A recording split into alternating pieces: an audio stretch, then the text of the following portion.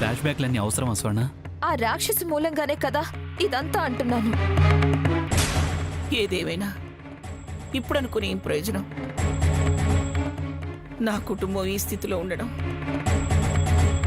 నా మనవరాలకి ఈ పరిస్థితి రావడం అంతా నా కర్మ. పిఠాపురం మంగమ్మని అంటూ గొప్పగా మగాడు మీసం మేలేసినట్టు చాలా గర్వంగా చెప్పుకునేదాన్ని. దర్పం దర్జా వెలగబెట్టేదాన్ని. అంచెలంచెలుగా నా ఆత్మస్థైర్యం, ఆత్మాభిమానం, రోషం, పౌరుషం అన్నీ దిగజారుతూ వచ్చాయి.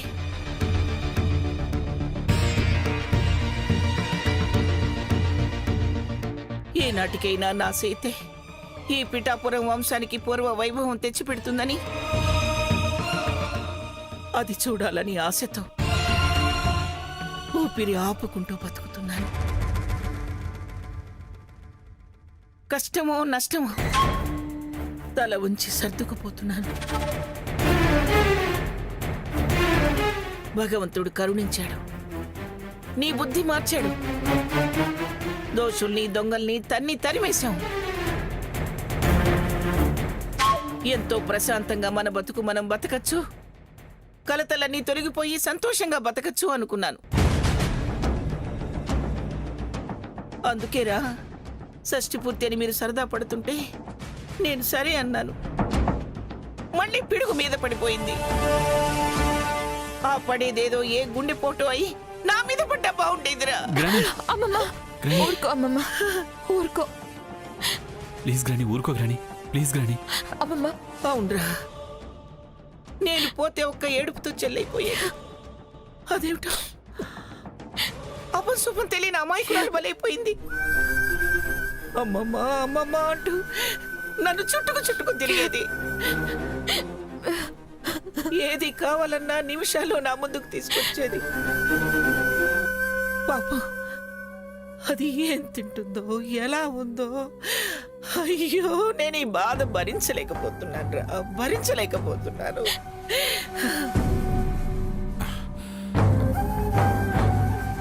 మంగా మంగా మంగా మంగా ఏమిటండి, ఎదురుగుండానే ఉన్నానుగా, ఏదో సాధించుకొచ్చినట్టు మంగా మంగా అని అలా అరుస్తానేమిటి? సాధించుకొచ్చాను మంగా. సీత కడుపుతూ ఉంది కదా, నేను జడ్జి గారికి సీత గర్భవతిని, ఇంటి ఆహారాన్ని అనుమతించమని అర్జీ పెట్టాను. జడ్జి గారు దాన్ని అంగీకరించారు. అలాగా తాతయ్య, చాలా మంచి వార్త తెచ్చావు. వార్త మంచిదే, కానీ ఎలా? అది మనల్ని ఎవరిని కలవనంటుందే. అలాంటప్పుడు ఎవరు భోజనం తీసుకెడతారు? ఎవరినది కలవడానికి ఒప్పుకుంటుంది? ఇంటి భోజనం కదా. దాని సంగతి నీకు తెలీదా? భోజనం కోసం నీకు వస్తుందా?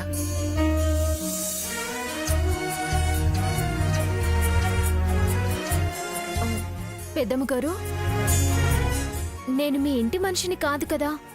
తప్పనుకోకపోతే వారికి నేను భోజనం పలహారం పట్టుకెళ్తాను. ఇంటి మనుషుల్నే వద్దనంది, పని మనుషుల్ని కలుస్తుందా? పని వాళ్ళని సీత ప్రాణంగా చూసుకుంటుంది. ఊరి వాళ్ళని కలవటానికి తప్పకుండా అంగీకరిస్తుంది. అయితే తీసుకెళ్ళవే.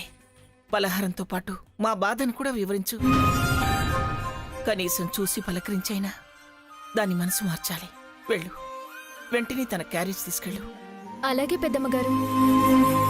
కీడులో మేలన్నట్టు కాస్త మంచి పని చేశారండి. మంచా?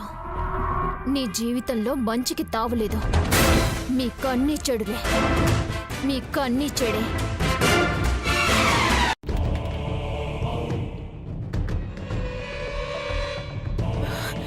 ఏంటి బావా ఇదంతా?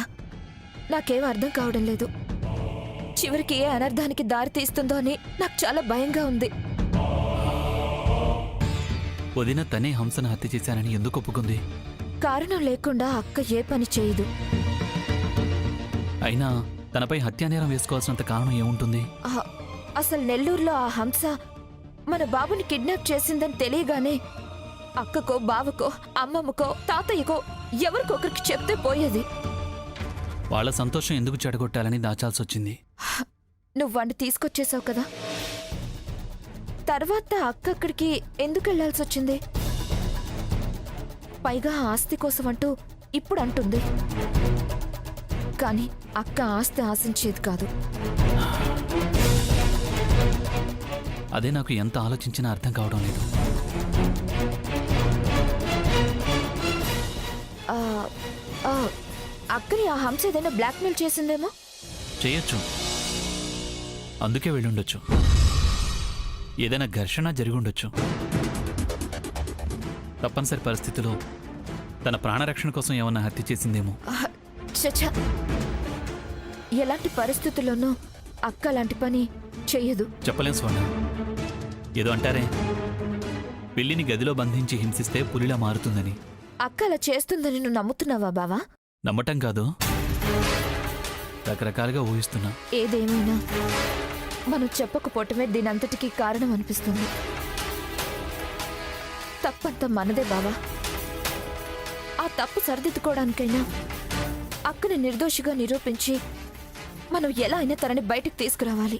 నాకు ఏదో ఒకటి చేయాలని ఉంది, కానీ ఆ, ఏంటి బావా కానీ?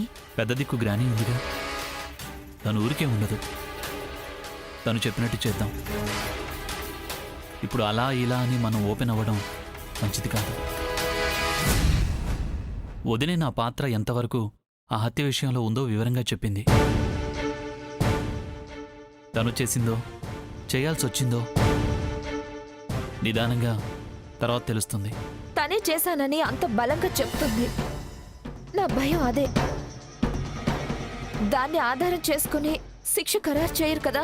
తాతయ్య ఉన్నాడుగా, అంతదాకా రాలేదు. ఏదో లా పాయింట్ మీద బయటికి తీసుకొస్తాడు. అలా తేవడమే అందరికీ సేఫ్. అందరికీ సేఫా? అంటే ఏంటి బావా నీ ఉద్దేశం? ఉద్దేశం అంటూ ప్రత్యేకంగా ఏం లేదు. బావా, నీ మాటల్లో మరో అర్థం వినిపిస్తుంది. నిజం చెప్పు బావా, నీకేమన్నా నిజం తెలుసా? తను నా అక్క. నా కోసం తనెంత చేసిందో నీకు తెలుసు. అంటే ఏంటి నీ ఉద్దేశం? కత్తి నువ్వు పట్టుకున్నానన్నావు. ఆ, దాని మీద వేలి ముద్రలు నీ వేలి ముద్రలతో టాలీ అయ్యాయి. అంటే నేను హత్య చేశానన్నా నీ అనుమానం? ఆహా. అక్క తను హత్య చేశానని ఒప్పుకుందని అనుమానించాల్సి వస్తుంది. షడప్! పిచ్చి పిచ్చిగా ఊహించుకో, అనవసరంగా అనుమానించుకో.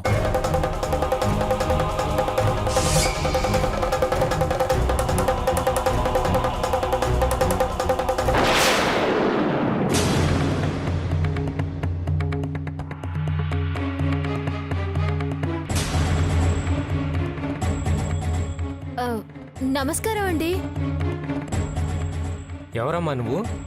నేను పెద్దమ్మ గారి పని మనిషినండి. పెద్దమ్మ గారి పని మనిషివా? ఎవరమ్మా పెద్దమ్మ? పిఠాపురం మంగమ్మ గారండి. మరి వారి మనవరాలు గారు జైల్లో ఉన్నారు కదండి. ఇంటి భోజనం టిఫిన్లు పెట్టొచ్చని జడ్జి గారు ఆర్డర్ వేశారటండి. మా జడ్జి గారు ఈ కాగితం చూయించి ఈ టిఫిన్ ఇచ్చిరమ్మన్నారండి. ఇదిగోండి చూడండి కాగితం. సరే, లోపలికి పట్టుకెళ్ళు. నేనా? లోపలికా? నాకు జైలన్నా పోలీసులన్నా చాలా భయం అండి. ఇక్కడే పెట్టెళ్తాను, మళ్ళీ వచ్చి ఖాళీది తీసుకెళ్తాను. సరే సరే, అక్కడ వదిలి వెళ్ళు.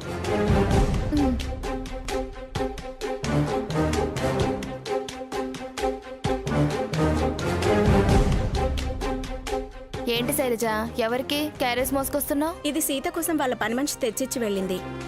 లోపలికి రమ్మంటే భయం అని చెప్పిందంట, అందుకే నేను తీసుకొచ్చాను. సరే తీసుకెళ్ళి ఇవ్వు.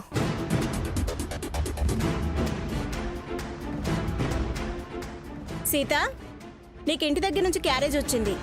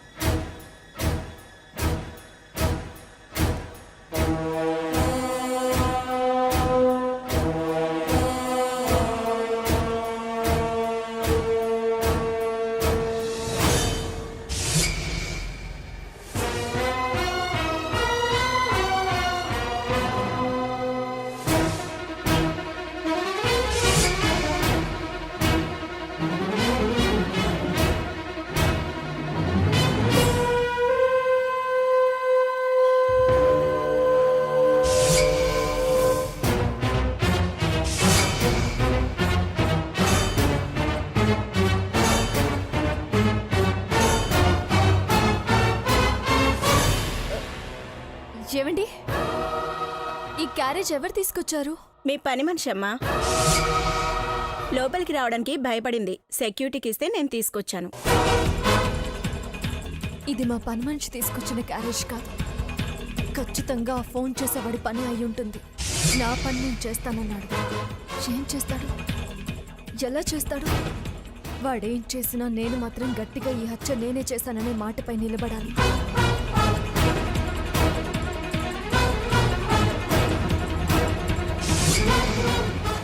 సాకేత్ గారు రాలేదేమని ఎంతోమంది అడిగారు.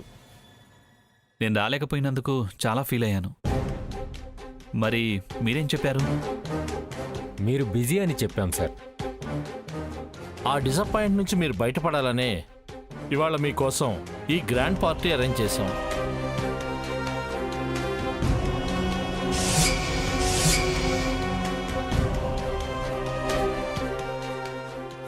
నో వద్దు.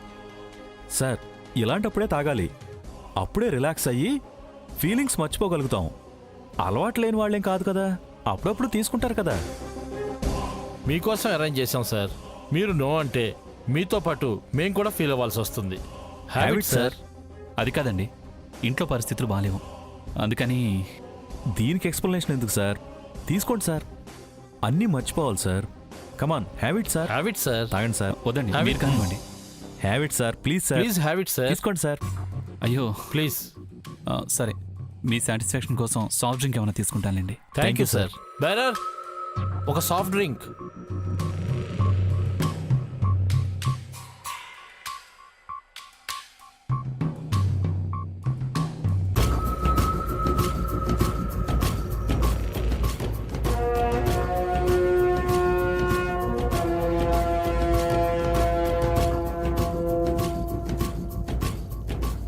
తీసుకోండి హ్యాబిట్ సార్.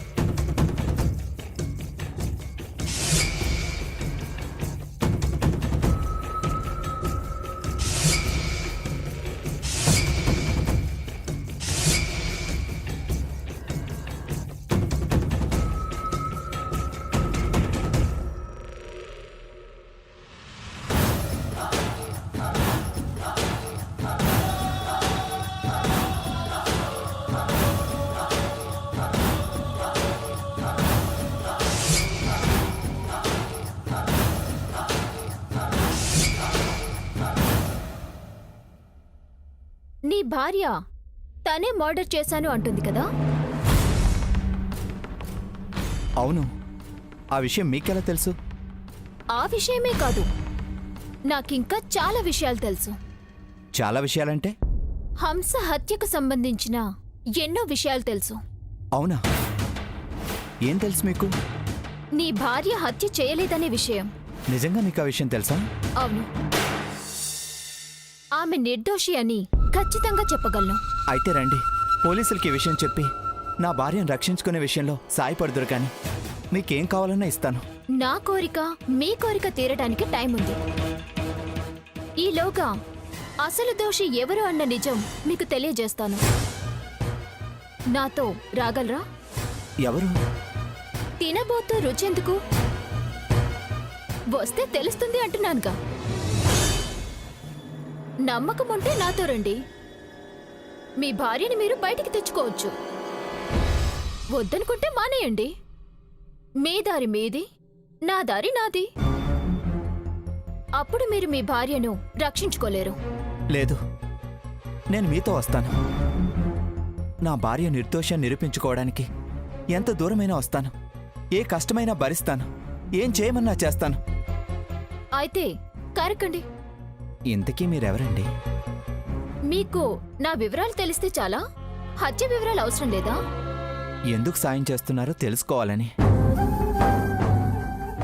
అన్నీ చెప్తాను. ముందు కారెక్కండి.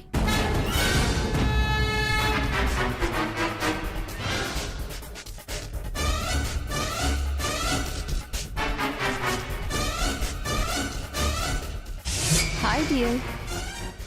కమాన్ కమాన్ యార్ కమాన్.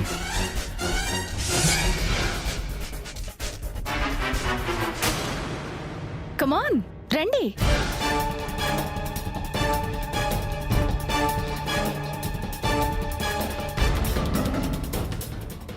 ఆగండి. ఏంటి పబ్కి తీసుకొచ్చారు?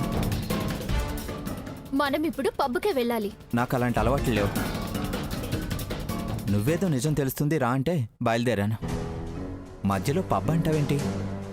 పబ్బుకెళ్ళేది తాగే డాన్స్ వేయటానికి కాదు, నీకు నిజాలు తెలియచేయటానికి. నిజాలకి పబ్కి వెళ్ళడం ఎందుకు? అక్కడికి వెళ్తే కానీ ఎవరి క్యారెక్టర్ ఏంటో క్లియర్గా నీకు అర్థం కాదు. ఎవరి క్యారెక్టర్ గురించి తెలుస్తుంది? నీ కళ్ళతో నువ్వే ఆ మనిషిని చూశాక అతని క్యారెక్టర్, అతను ఏం చేసింది అంతా అవగాహనకొస్తుంది.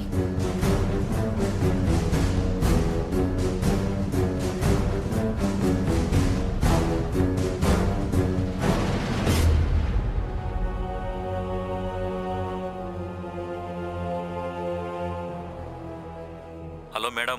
చెప్పండి. గురుడు గుర్రం ఎక్కాడు మేడం. ఓకే, నాకు వదిలేండి, నేను చూసుకుంటాను. Okay madam.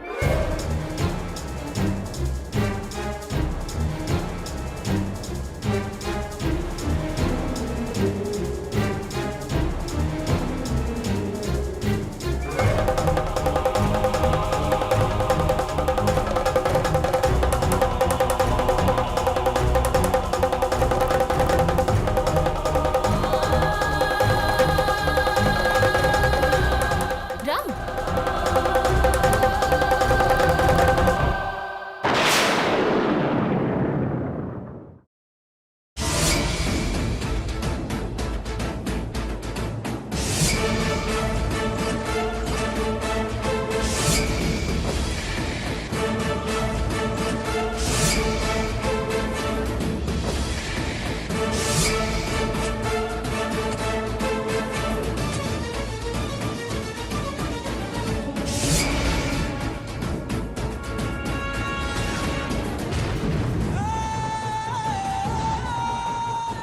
నీకు దగ్గరివాడు నీ ఫ్యామిలీ మెంబర్ కనిపించాడా?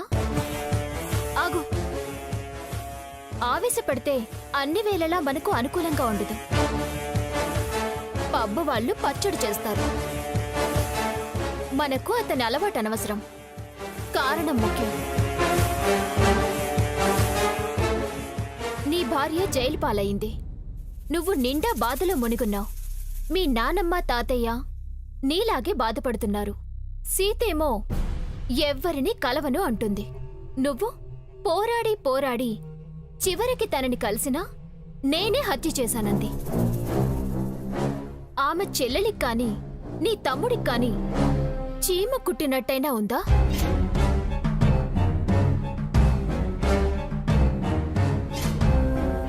పైగా పబ్బుకొచ్చి పీకల దాకా తాగి అమ్మాయిలతో ఆనందంగా డాన్స్ చేస్తున్నారు. ఈ సెలబ్రేషన్స్ కి కారణమేంటి? నాకు అర్థం కావడం లేదు. నేరం ఆమె మీద వేసుకుంది, తను ఫ్రీ అయ్యాడు. మర్డర్ చేశాని అది వదిన తన మీద వేసుకుంది అన్న పశ్చాత్తాపం కాస్తన్నా లేకుండా ఫుల్ గా ఎలా ఎంజాయ్ చేస్తున్నాడో చూడు. అది నీ తమ్ముడి క్యారెక్టర్. వ్యసనాలకి బానిసయ్యాడు. అసలు నేను నీకిదంతా ఎందుకు చెప్తున్నానో తెలుసా? నేరస్తుడికి శిక్ష పడాలని.